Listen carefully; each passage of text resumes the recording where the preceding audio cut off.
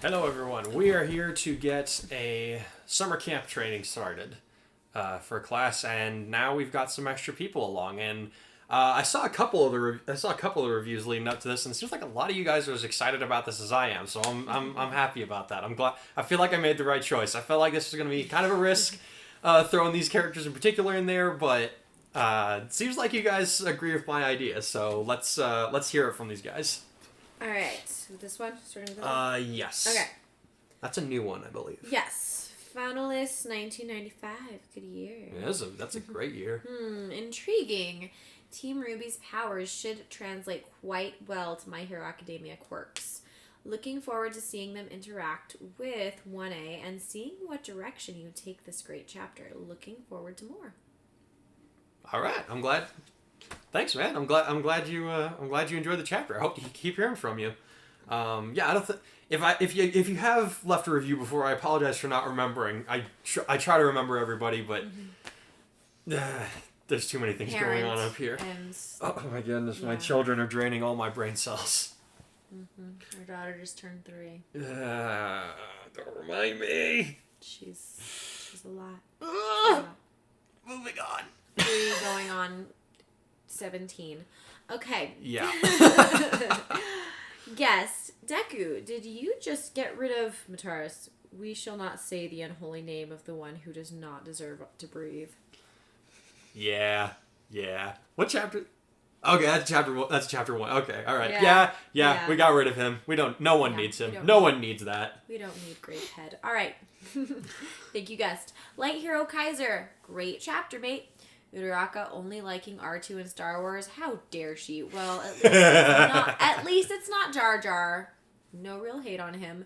And Todoroki's favorite Star Wars part being The Empire Strikes Back is a great idea. Blade Hero Light signing out. Fun fact, one of my sister-in-laws, her favorite character, unironically, is Jar Jar Binks. I don't understand all the hate that the guy gets, but, I mean, it was like, okay, so now it's not so much a children's thing, obviously, but like episodes 1, 2, 4, 5, and 6 were definitely supposed to be like kind of kids movies. So I can understand why he threw Jar Jar Binks in there, but then they started Revenge of the Sith and it started going towards more of the adults. And then there's just all this hate being thrown at Jar Jar, and he doesn't deserve it. Yeah, our sister-in-law genuinely is commissioning me to paint a portrait of Jar Jar in colonial wear to go over her fireplace. Wait, that's real? That's real. I thought she was joking. She wants me to paint a picture of him. So I'll have to show you That's guys. the best thing I've heard all week. Oh my god. Yeah, that girl's a little I cannot different. wait. I cannot wait to see that. That's going to be awesome. All right. Light Hero Oh, wait, we already read that. Thank you for your review. Yeah. Thank you for your Joe review. Clone. First off, that's really sad that Akurui doesn't see a way to cure himself. I want sassy Akurui back. Me too, bro. But Me too, bro. what makes you think that he's going to be incapable of the sassies, and even as he... You saw how sassy that guy was. You think he's not going to have a way to be sassy even as he is? True. He's going to give you the sassiest eye rolls you've ever seen. Second yeesh dropping in a bowl on his legs and stepping in. That's the second time you wrote blood not getting noticed. Yeah, I remember Matara's sweat bleeding in his sleep. Oh, yeah. Third, I sure hope the whole class knows and has watched the very best Star Wars by a certain point in the story. It's just too cute seeing Kudai geek out on it. I love how in this universe, like, a lot of the places, like, in Japan are named after Star Wars stuff. Yeah. And no one talks about it. Yeah. And I'm just like, I'm going to take that joke even further with this. Fourth, Mina is the best girlfriend ever, hands down. Okay. Fifth, Team Ruby was unexpected, but like you said, it's not a full crossover, so I'm very interested how you translated their semblances into quirks. Deku and Ruby, best geeky friends ever. I want more of them. Yeah, I could see that. They're adorable. Yep. Hopefully not romantic because Ochako still exists. Oh yeah, man, don't worry about that. Don't worry about it. Interesting that Kudai already built a respect with Weiss and Blake after they got thrown into nowhere. How will they and Ruby react to seeing Energon and One for All in action? I'm excited, that's for sure. Oh, and I love Yang being her usual flirty self. Got an awkward moment with Kudai out of the way. Ida's turn. Then Todoroki. Then Sato. Then Ojiro. And is it possible for Blake to have a bond with Hagakure? That'd be fitting. Oh, geez. I've turned into a rambling mess. Any kind of crossover can do that to me. Even subtle ones like this. See you next chapter, Red Swordsman. Hey. Hagakure is the invisible girl. Mm-hmm. It's funny that you say that, and I'll let you wonder why for a while. Okay. All right. Okay. See, so is this one silver? This is a long one. Okay. All right, silver's mine. Okay. Well, there's all the references in there. Yes. All right, Silver 4700 says, first, I need to get this off my chest. Deku, why not go back and continue Ruby? Mataris, reasons. Me, a writer-filmmaker who absolutely loves the world ideas of early Ruby, but is upset that they literally never expanded on them or got to go anywhere with them, along with the fact that the writers just decided to become much more political and listen to toxic fanbase ideas for creative decisions that don't make sense, along with the fact that the show just seems goalless now and the new character designs largely suck, and the business of Rooster Teeth is extremely questionable to me at best in regards to certain practices and public issues that paint them in a justifiably questionable light. Struggles not to go on an entire rant. Wow! Deku, you okay, Silver? Me, yes. Deku, are you lying? Me, yes. I have a love-hate relationship with Ruby if you can't tell. Love a lot of the early character and ideas, and Red Like Roses is an absolute banger. Yeah, man, it is. I love the early music. Bro, it's so took good. Me so long. I remember just like when she started getting into it, then the show just took a giant dump on itself. I remember for years he tried so hard to get me into that show, and I hated everything about it. And I finally got into it. And then they killed Pyrrha. Yeah. But anyways, he says, Red Like Roses is an absolute banger, but it's just so disappointing where it is now. Yeah, we'll not even get into that. Yeah, that's a whole nother tangent. Anyways, that aside, I really like a lot of this chapter. I don't know how many times I've talked about this now, but I always find it interesting how, at least to me, a lot of your chapters deal more with character interactions rather than necessarily going to progress the plot. Actually, now that I think about it, My Hero Academia doesn't have a lot happening in it either. It just has a really good pacing to deceive us into thinking that a lot happens. So I guess if I'm comparing, good job. Well, thanks. Also, the following conversation I had with my girlfriend regarding Revenge of the Sith that I think works really well with Kurdai and Mina here. Alright. Kurdai, you know what's funny? Anakin killing all the younglings. Mina, no, it wasn't funny, it was supposed to be tragic. There's a difference between what was intended and what actually happened, and I think this is one of the funniest scenes in the franchise. No, that was horrible! Is it though? Yes! Is it truly though? It's a tragedy! The thing is, I'm right, it is funny, just from a different point of view. Yeah, I can see that happening. I can see that them having that conversation. That's funny. Yeah, I could see us having that conversation. Moving on. Sorry. Okay there. Yes, I'm having amusement. I'm having a lot of amusement. Let's see. Anyways, I like how you're incorporating elements from Ruby into the world of My Hero Academia without outright merging the two worlds. Like the incorporation of and change of the Schnee Dust Company into that of a hero support company. That'll be interesting. One last side note, as much as I kind of gave Ruby crap, there's a new shonen manga that is kind of a retelling of the original story, but might make a few tweaks and changes to make it actually better, in my opinion. It also has a good art style. I think I saw something about that a couple years ago, but I never got into it. It's about the time that I fell out of interest with Rooster Teeth anyways, so that's probably why. Dang it, I feel like I'm turning these reviews into personal rants. Sorry. But I like to read your stuff and I like to talk. Anyways, can't wait for the next chapter. Good luck, Silver.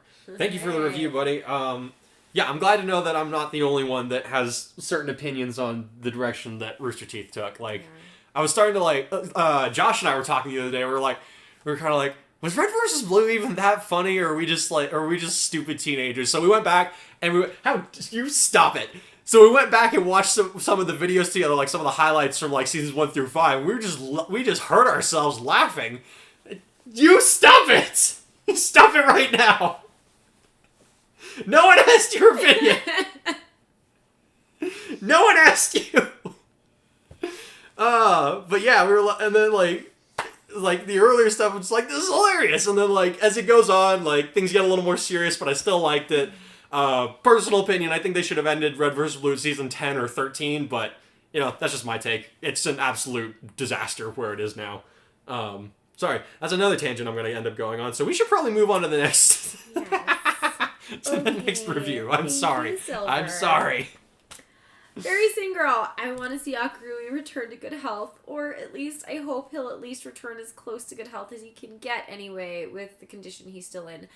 And that was sweet of Mina and Uraraka to help Kudai when he got the shard of the bowl embedded in his legs after accidentally being startled into dropping it when the doorbell rang. Sorry, I can't read. Lol, and it was funny how Uraraka only liked R2 after the three of them watched Star Wars together. Also, I've actually never seen Ruby before, but I like the new exchange students that you introduced to Class 1A and was preparing to leave for their training camp. All right, that's cool. All right, cool. Yeah, if you don't know anything about Ruby, then this should be an interesting. There's some fun characters. Yeah, for sure. That bit, I actually had a story about that bit with the bowl getting stuck in his leg. Oh, Josh. So like at first I was like, I feel like we told this story last time. No, because I didn't. I don't think I talked about. Did I talk about it last time? I thought we did. Just in case. Basically, Josh was in the shower. He's kind of goofing off, and somehow he broke the ceramic that was supposed to be the soap holder in the shower. Like stabbed his foot, and like blood goes everywhere. And I ended up having to clean it.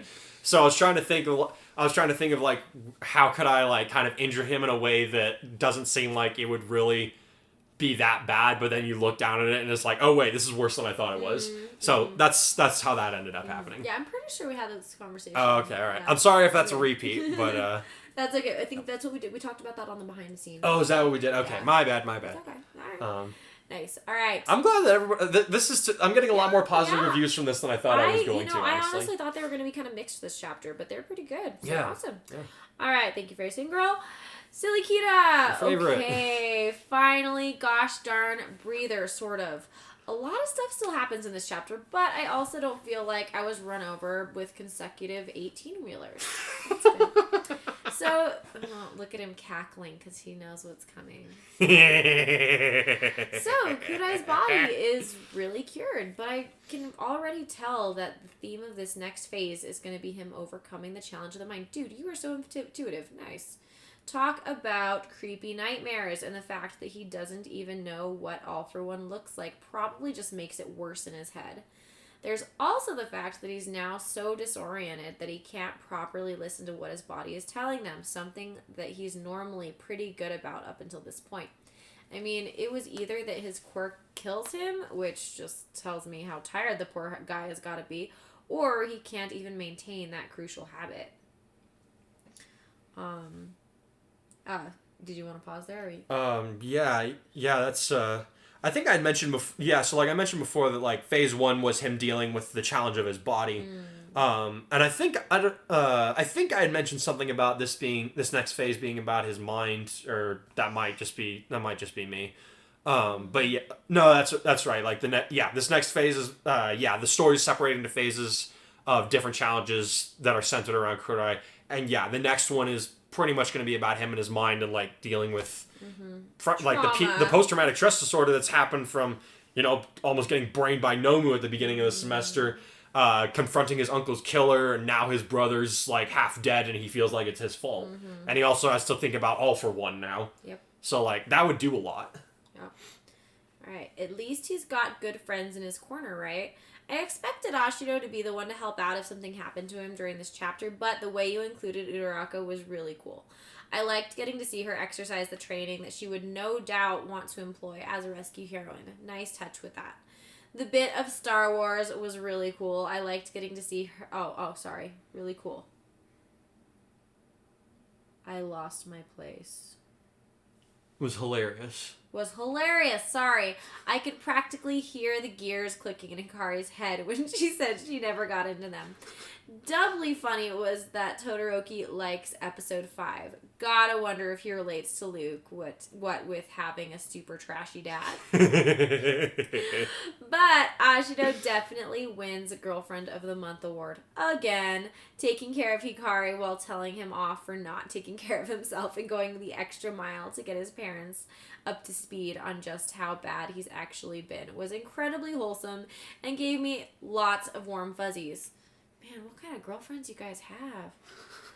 I mean, I'm not saying this isn't great, but I'm like, I feel like that's what a girlfriend should do. Whatever. I'm gonna move on. Sorry. You and I have a little bit of a different idea of what a girlfriend should look like than most of the rest of the world. I feel like we do, because I'm like, I feel like that's just like expected, but whatever. Sorry, my bad. I mean, when we first started dating, would you have expected any of that kind of stuff out of me? But I would have done it. No, but would you like? No, see, that's completely different, because I thought you were out of my league and there was no way you were going to stick around anyway, so I constantly pushed your buttons to see if you you were going to dump me, because I figured you were going to dump me inevitably, so I might as well make it happen sooner than later, and you're just too stubborn. Yep. Sorry, tangent. My bad. I'm just like... We're doing a lot of those today. Okay, given the premise of this story, you're doing a surprisingly good job at making me smile with these characters. Team Ruby is in. Let's go. Seriously, you have no idea how happy this makes me. Oh, good. Dude. There is so much wasted potential with these characters, and I have absolute faith in your ability to make them into the huntresses, heroines, that they were meant to be all along. Suck it, Rooster Teeth. You had your chance. You PC B words. Sorry, I'll give credit where it's due. Monty Oum, rest in peace. You made a wonderful world with many unique characters. Yes. And many of us weebs out here on the internet, thank you for it. I agree. Yep. Now, I'm already loving the interactions between these guys. Ruby's a total geek. I don't ship her with Midoriya, but I hope they end up as besties anyway. Me too. Weiss is an absolute tsundere. Love how little time it took Hikari to get on her bad side. Yang's a confident gal. She shoots and she misses with Hikari, but I'm sure Kaminari or someone will make himself available. And Blake is probably hiding in a corner trying to read a book in peace. Gotta wonder who she'll interact with easiest in this class. Tokoyami, maybe? I like how everyone's kind of trying to figure out where who's going to fit into which friend group. Yeah. By the way, nice touch having Schnee Industries being a hero support company. Though I do have to wonder if her father being a corrupt asshole will come into play at some point for Class 1A. You can probably place some bets there. That'll be interesting to see them storming his castle, assuming he still has one. Now, Hikari's power... I'll have to think about that one. I don't know if he does... Would he still have a castle? It's a factory. Mansion. Yeah. I mean... It's a small city.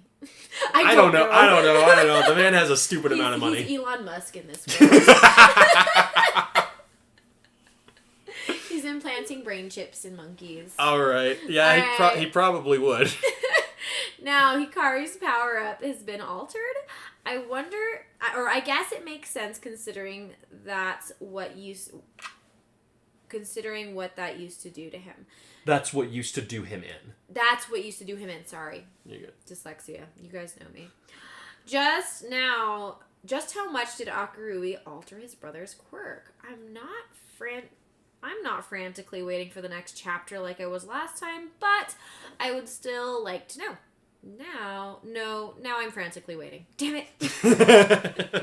Nice. Well, you can have the next chapter here in a minute. Yeah, man.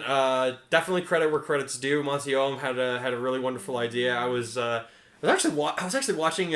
Rooster Teeth made this really cool tribute video to him that I was watching the other day, and it makes me sad because you could see it how excited he was to work on this project and how excited he was to have something that was his own, because if you don't know much about this guy, so Red vs. Blue seasons 1 through 6, I believe, they basically did all of it just playing the characters and moving the heads up and down for dialogue.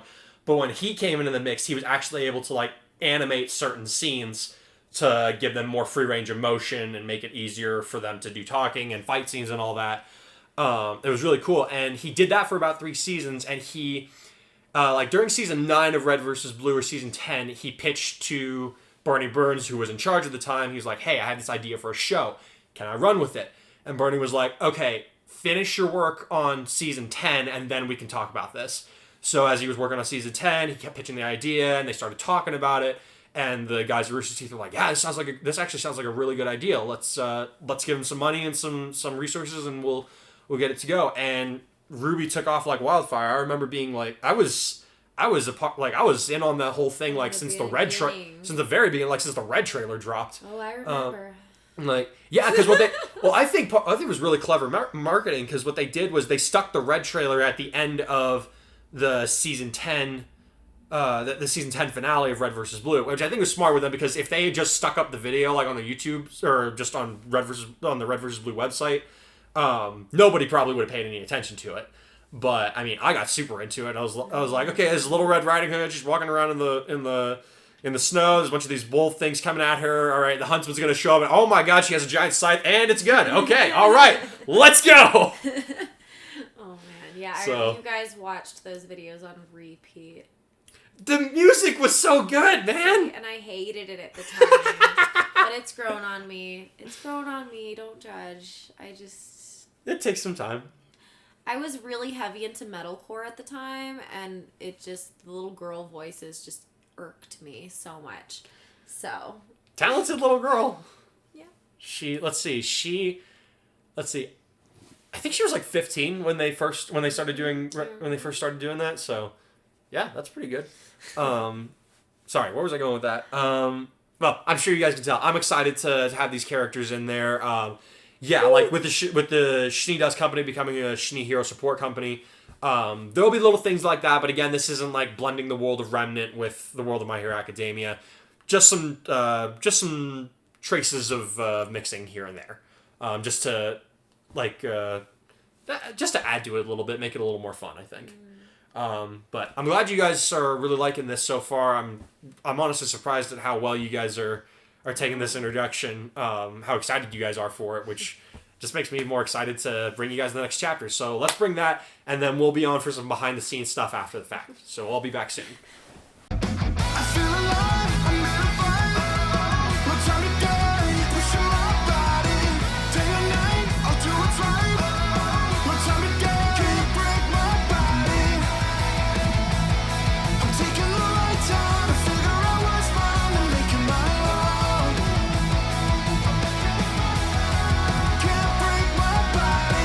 Colorful allies.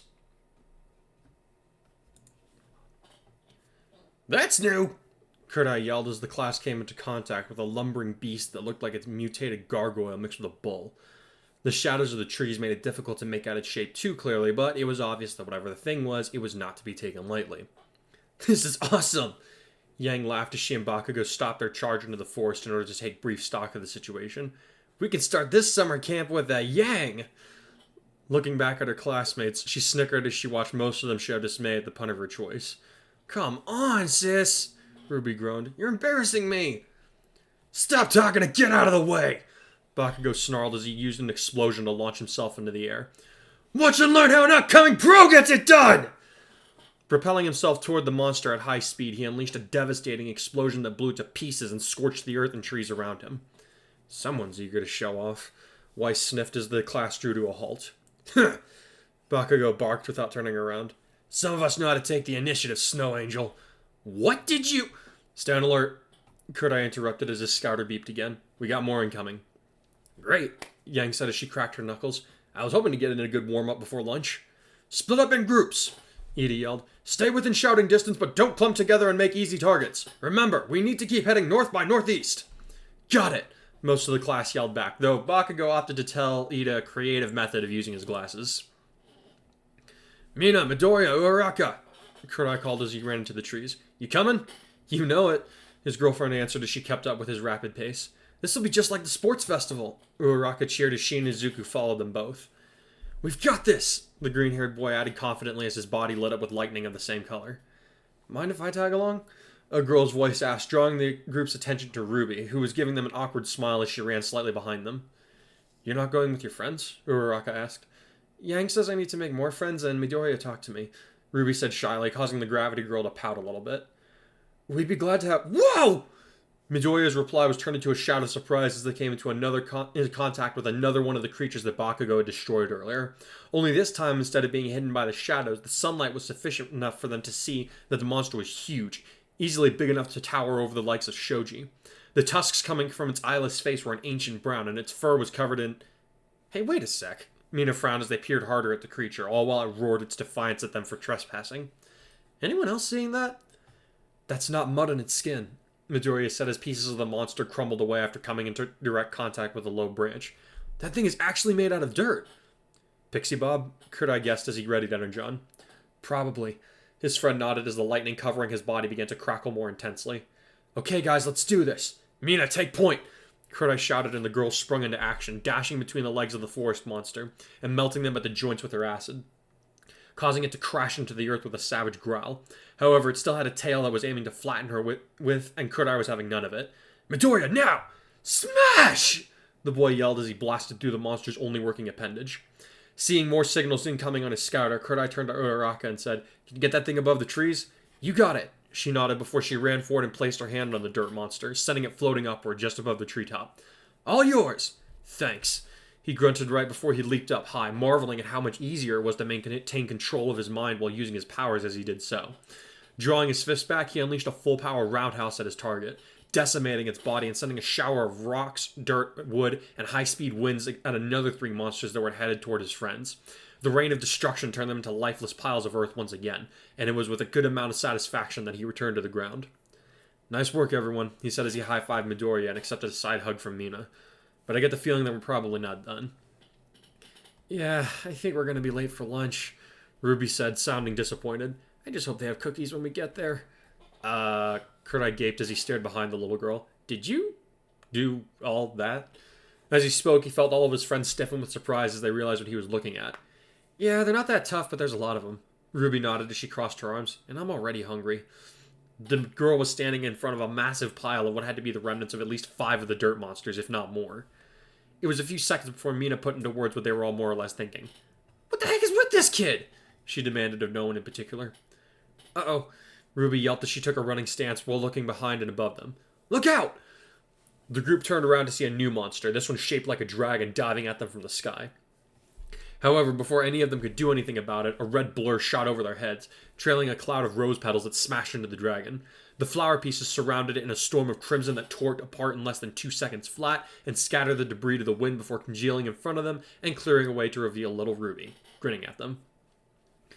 That was a close one, she said sheepishly. Sorry about that. Uncle Crow says I need to work on my awareness. Mina drew in a deep breath, paused, let it out halfway, then said, I don't need to repeat my question, do I? Nope, her boyfriend said, dumbstruck at how much Ruby had outclassed them. Elsewhere, Todoroki was using his ice to block any of the dirt creatures from impeding his progress, preferring not to use his flames to avoid setting the forest on fire. He was skating along a path of frozen spikes when he heard an unfamiliar cry of alarm coming from his left. It only took a moment's thought to alter his course, and when he found the source of the sound, he was a little surprised at what he discovered. Weiss was facing off against 2 earth beasts, one shaped like a giant boar, the other appearing as a tiger. She was using hexes shaped like snowflakes to increase her speed as she leaped from one to another, becoming a white blur herself as she avoided the tusks and claws of her enemies. Before he could offer help, a smaller hex appeared over her right hand, and out came an icy sword that she used to cut the monsters to ribbons, leaving them as piles of mulch on the forest floor. Ugh, the girl grumbled as the sword evaporated into mist. Where's Ruby when I need her? She enjoys this kind of work. Sorry, should I have assisted you? Todoroki asked as he stepped out of the shadows, temporarily startling the girl. When she had recovered, though, she turned her nose up at him and replied, I handled myself, so there was no need. Why are you here, anyway? I heard someone scream, and I assumed they would need help. He answered with a shrug. Was that not you? Those beasts caught me by surprise, she admitted sourly. Then I take it that you're used to fighting in a team, Todoroki guessed. Back at Second Amendment, our classes are all further broken down into teams of 4. Weiss answered. Ruby, Blake, Yang, and I make Team Ruby. Why aren't you working as a team now? The boy asked as they began to walk toward the base camp again, with Todoroki making sure to keep his distance from the frosty girl in case she got prickly again. Yang got it in Ruby's head that we should split up and try working with your classmates to try and build camaraderie. Weiss muttered. Now I have no idea where any of them are. Ugh, this is just like our entrance exam. Do you want me to stay with you, or should I leave you alone? The heterochromic student inquired, unsure of what the foreign girl wanted. You might as well stick around, she huffed reluctantly. I did hear that you got the top scores for students that got into UA on recommendations. Is that correct? Yes. Then we have that in common, Weiss said with what Todoroki assumed was an attempt at a genuine smile. I look forward to seeing what you can do, Todoroki. Just try to keep up, okay? Same to you, he replied with traces of irritation, wondering why on earth he was bothering with the pale girl. Maybe something about her reminds me of when I started at this school. Either that or Midoriya has a bigger influence on me than I thought. Ida grunted as his engine stalled, having just used his Recipro burst to demolish 3 dirt monsters obstructing his path. However, for everyone that he, Kirishima, and Asui took out, there seemed to be another one ready to take its place. That Pixie Bob woman is no joke, he thought grimly as he saw another beast emerging from the ground. He tried to engage his engines again, but they were still shot. No good. If only Todoroki was here to cool it down for me. What's the plan, class rep? Kirishima asked as he and Asui flanked their leader. The 3 of them had been thrown together by coincidence only a few minutes ago, but they had managed to make the seemingly odd team-up work. Asui, use your tongue to slingshot Kirishima at the... Wham! Crunch! Oof. The monster crumbled to dust beneath the force of a certain blonde girl's fists, who rolled over to stand up in front of the surprised trio with a grin on her face. Sorry, guys, Yang said cheerily. I guess this place just needed a good dusting. Ida and Kirishima's faces fell, with the latter saying, That pun hurt worse more than Midoriya's punches. Where's Bakugo? Ida asked, ignoring his peer's complaint. I thought you were going in the same direction as him. We got separated, Yang shrugged. I heard you guys close by, so I thought I'd come and see if you wanted to team up. Bakugo totally ditched you, didn't he? Asui deadpanned. Shut up, it was mutual! The sun had nearly set by the time Class 1A stumbled into the base camp. None of them had escaped the forest unscathed, and most of them were covered in more dirt than not. Some were limping along due to minor injuries, and even Ruby, the endless wellspring of energy, looked completely beat. The class had come back together and then split up into smaller groups a few times throughout the day, and as luck would have it, they were all present for the arrival at the place where they would be spending their nights. Nice job, you guys, Pixie Bob called out as they finally stopped halfway between the log-based building and the tree line. We have been fighting, Kudai growled, for 9 hours! He was having to use Energon to strengthen himself enough to support Mina, who had sprained her knee after mistiming an acid-coated slide maneuver in order to avoid being crushed. Yeah, so? You said it would be 3, Kirishima groaned as he collapsed onto his rear alongside Sato. We're starving! Yeah, sorry about that, Mandalay chuckled. Guess I was basing the time on how long it would have taken our team to complete. Now you're gonna brag about how much better you are than us? Yang grumbled. They are better than us, her black-haired teammate commented dryly. Of the 4 of them, she was the only one that had more or less fought on her own throughout the forest. Not helping, Blake. Meow, meow, meow. Pixie Bob admonished them before saying, I thought it was going to take you guys even longer, so well done. Especially those 5. She flexed one of her claws and pointed at Todoroki, Bakugo, Ida, Midoriya, and Kurai. I've got dibs on these kittens. I'll groom them myself. So saying, she launched herself into a hissing spitting frenzy around the 5 boys, who all shouted in protest while Mina added her voice to the outcries of dissent. What's her deal? Weiss asked as she and the others watched the bizarre scene. This hardly seems appropriate for behavior for a pro, let alone a teacher. Yeah, and we took out way more monsters than those guys did, Ruby added with a slight pout. Say that again, I dare you! Bakugo shouted from within Pixie Bob's antics. I'll kill you, Red! Try it and you'll be getting a knuckle sandwich. Yang shot back as she popped her fingers ominously, her eyes flaring crimson for a second. Mandalay, has Pixie Bob always been like this? Aizawa asked as he walked up to the brunette woman, ignoring the exchange between the 2 sisters and Bakugo. He doubted that this would be the last time they would clash, and if they were still capable of handling it on their own, he would let them be.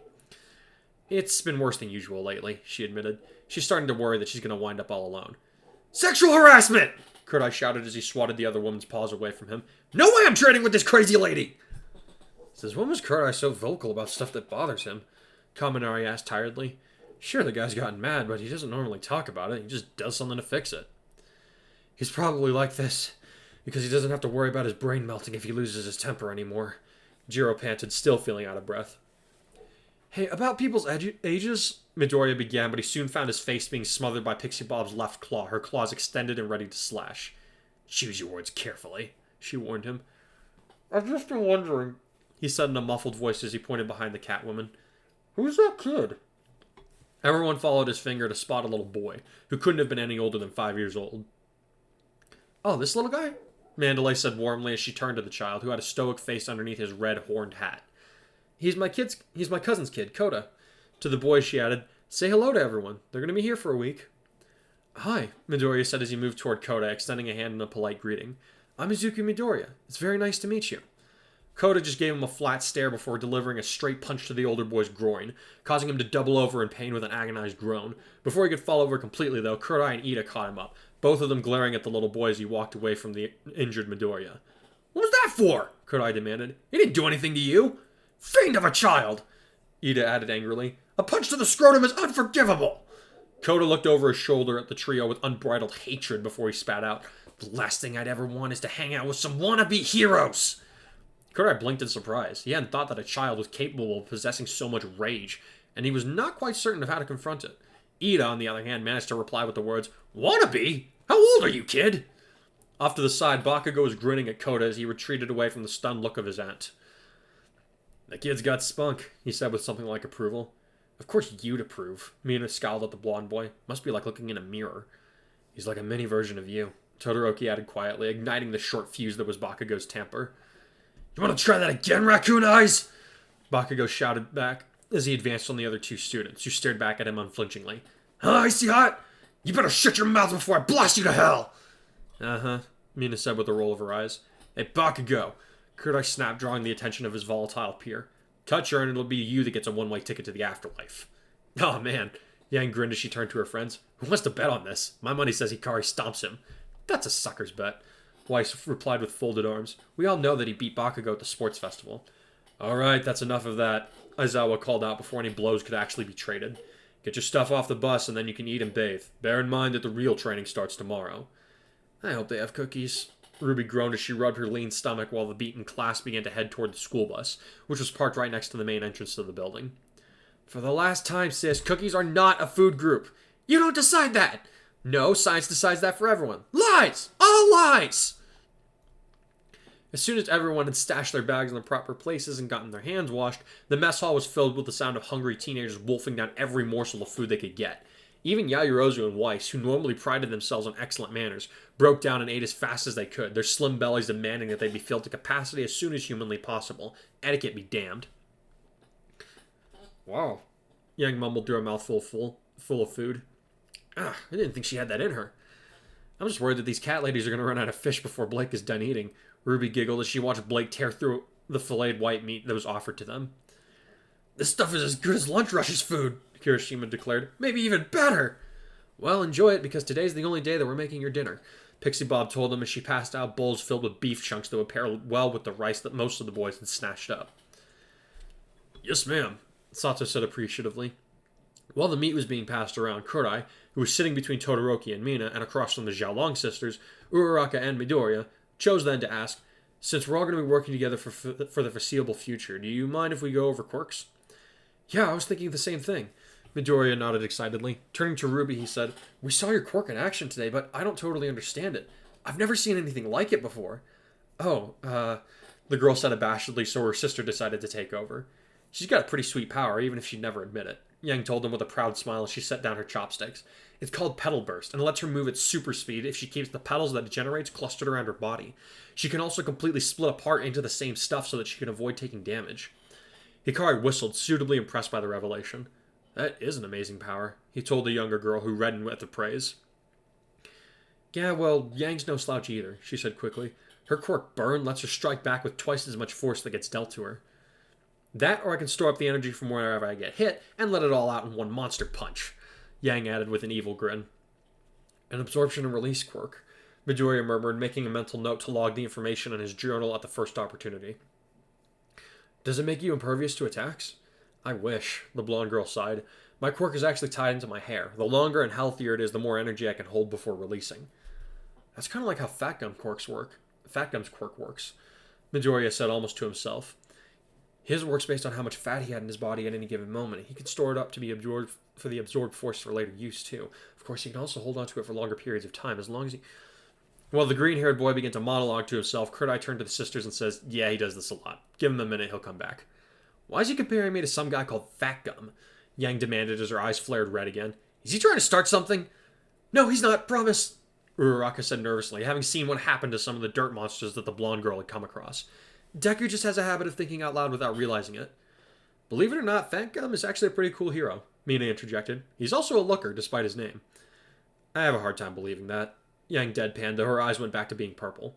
"Here," Kurt-Eye said as he pulled up a picture of the man on his phone, making sure to include a before and after of the man using his quirk's maximum effect so that Yang would understand what his girlfriend meant. "Oh," she said as she looked at the picture. "Damn, he is a hunk." "On that note," Kurt-Eye said as he looked askance at the pink girl, "do I have competition?" "Not much," she answered with a teasing grin. "Not much?" "Hey, Xiaolong, what do Belladonna and Shini's quirks do?" "Don't change the subject!" I gotta say, I'm not normally one for public baths, but after today, this feels too good for me to complain.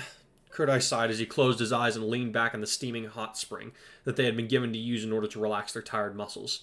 The boys and girls were separated by a thick wooden wall that offered nothing in the way of a peephole, somewhat to the chagrin of Kaminari, but the other boys didn't pay much heed. "I hope they let us do this every night," Kirishima replied in a docile manner. "I wouldn't count on it," Ito told them. "At least not for you, Kaminari and Sato. You all have extra lessons with Mr. Aizawa for the rest of the week." "Oh man, why'd you have to go remind us of that?" the Sweets hero groaned. "That's on top of the fact that Aizawa said the training would get even more intense tomorrow," Kaminari muttered as he sank further into the water. "Way to rub salt in the wound, Tenya," Kurt-Eye said as he cracked one eye open to give his classmate a disapproving look. "What?" the bespectacled boy asked. "They failed the exam, now they have to face the consequences for their lack of preparations." "Let's not fight, guys," Midoriya said before Kurt-Eye could get another word in. "We should take the time to rest so we're ready for whatever the teachers throw at us." "We're not fighting," Kurt-Eye said as he closed his eye again. "We're having a difference in opinion like civilized people. We can still manage that, huh?" "Certainly," Ida replied with a sharp nod. "Despite our differences, Kurt-Eye and I have both matured enough to act like responsible individuals." "Ugh, kiss and make up already," Bakugo gagged. "Shut up, Bakugo," Kurt-Eye muttered, too tired and relaxed to come up with a better retort. On the other side of the wall, Yang Xiaolong was up to no good, much to the worry of her sister and teammates. "Yang, what are you doing?" Ruby asked as the older girl finished wrapping up in her towel. "Shh!" the blonde said fiercely as she headed for a tree in the corner between the fence and the building. "You're gonna blow my cover!" Blake and Weiss exchanged a look before the white-haired girl asked, "She's not going to..." "Yeah, she is," Blake answered with a roll of her eyes. "Yang, get down!" Ushido whisper shouted as the other girl began to scale the low branches of the tree. "Why?" she replied with a mischievous smirk as she looked back at the other girls, most of them only looking up at her with open-mouthed shock at what she was about to attempt. "You and Uraraka should be trying to get in on this action." "Excuse me?" the gravity girl sputtered. "Why would I..." "Come on, I've seen you checking out Midoriya more than a few times today," Yang snickered as she clambered up a few more branches, causing the poor girl to nearly pass out from sheer embarrassment. "And I'm sure the Pinkies wanted to get a good look at her boyfriend in the buff at some point before now. Come on, no one's gonna get hurt from a little peek." "That's what you think." Mandalay's voice, coming from just on top of the fence, startled Yang enough that she lost her grip on one of the branches, just in time for one of the woman's cat paws to knock into her head and send her back into the water with an angry yell. As she came up, coughing and gasping for air, Mandalay leaned over the top of the wall with a smirk of her own and said, "Nice try, kid, but you're gonna have to be a lot more clever than that if you want to sneak a peek at these guys on my watch." "Thank you, Miss Mandalay," Ida's voice called from the other side. "No problem, boys," she replied as her head disappeared back over the fence. They've made it to base camp, and of course, there's always got to be the bath scene in an anime, so you know. But that was funny. Before that, so let's go over a little bit like them running through the forest. Bakugo's in there like just a little bit, but I think I had the most fun with him. Oh my god! Very creative place to put his glasses. See, so Bakugo's my personality type, so I'm just like, if I was having a really bad day, what would I say to get under these people's skin? Like, that's how, like, if there's an original Bakugo insult coming in there that, like, wasn't in the anime or the manga, that was just me, like, having it. Then there's dense little Deku not taking social cues and being like, "Sure, yeah, come hang out with us. This is fine. We're all friends." Uraraka's like, "Dude, come on." I know. Poor Uraraka. Yeah. She'll get her time. It's okay. It's okay. We love her. Yes. It's she's okay. great. Yes, she's adorable. He's adorable. They will be adorable together. It's fine. It'll happen. Yeah. It'll happen. Lots of monsters and smashing of things. I kind of so I did want to include a little because this is the first time we see Kurai use his powers since Island, since the necklace got broken off. There's just kind of that little bit where he's like, wow, this is a lot easier than it used to be. And he's like, and just little things that probably don't get noticed. Like, one of the things is that, like, when he punches the monster, like, he sends out a wind burst from it. And, like, normally that's Deku's thing. And normally, like, he's really careful about holding himself in check so he doesn't have that kind of stuff, so he doesn't strain his quirk too hard. But now he's feeling a little more relaxed. He's able to let loose a little more. So we're seeing him just kind of, like, not necessarily get reckless, but he's kind of curious to see, like, what he can really do now. He's testing his limits. Yeah. So we have some fun little teamwork combinations happening. Yep. I don't know what exactly made me do have Todoroki team up with Weiss for a bit, but I kind of Ice Queen, Ice King. There you go, Ice Queen. Yeah. I guess honestly was probably it. It was just. I mean, he kind of says he's like, she kind of reminds me of how I was like. Is this how I was at the beginning of the semester? Ugh. She's a little more snooty than he ever was. Oh yeah. Well, he doesn't. He never rubs it in other people's faces that he has money. It's because he's an introvert. Yep. So. Yep. Yang was fun. You know me, I like throwing. You've surprised me with how you've written Yang. How so? Just because she's very Yang, and I just can tell you're getting outside of your comfort zone with all the flirtiness. Because that's not something you would have seen from him a few years ago. Yeah, definitely not. It still kind of makes me uncomfortable, but it's like. But you know, I love throwing in a good. I love throwing in a good pun in there, and now like Yang has given me access to unlimited amount of puns that I can throw in there. The first time he read this chapter to me, I was laughing so hard because I was like, "What? Oh my gosh!" But it's Yang. It works. It's her character. Yep. She's very she's a very confident person. Yeah. Yeah. I kind of threw. I don't know. I'm sure Silver will notice this, but I kind of threw in an SAO abridged reference for it. I thought about. So originally I was gonna have her and Bakugo kind of team up and just like bulldoze their way through the forest, but then I decided, nah, he's not gonna team up like even reluctantly. He's gonna try and ditch this girl as fast as he can. He doesn't care. So I just thought it'd be funnier to kind of be like, so he totally is like, we got separated. He totally ditched you, didn't he? Shut up, it's mutual. Yeah. I haven't had an opportunity to like throw some of Asui's like deadpan humor in there, and I enjoy that too. So being able to throw that in, I was like, yes, finally. I love her. She's good. She's great. Oh man. If Uraraka was not in the show, I would actually probably ship Asui and Deku. I felt that way at one time, yes, but Uraraka is best girl. Uraraka, yeah. Like, yeah, definitely. Like for Deku, yeah, absolutely, she's best girl. Yes, I love Asui. Yes. Asui is great. I'm saying, like, if Uraraka didn't exist. Yeah. Like that would be... Yeah, Asui just would be, like, my best friend, honestly. Because I just love how blunt and hilarious she is. She's great. Anyway. Yeah. So they make it to the... Quirk! Frog. Sorry. Keep going. So they make it to the camp. They, So I thought it'd be interesting to have Kurai's take on Koda, punching Deku, like, what the heck, man? Because, like, he has been, like, because of his dad's job as a police officer, like, he has been exposed to a lot of, like, the darker truths of the world.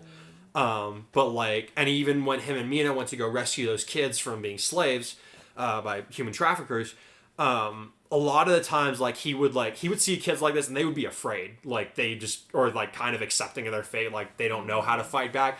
So Koda just, like, being furious for, like, no reason whatsoever. Yes, he has reasons for being furious, but on first glance, to these guys, it's like, what the heck is with this kid? This is kind of one of the first times where Kodai's like, I don't know how to handle this. Yeah.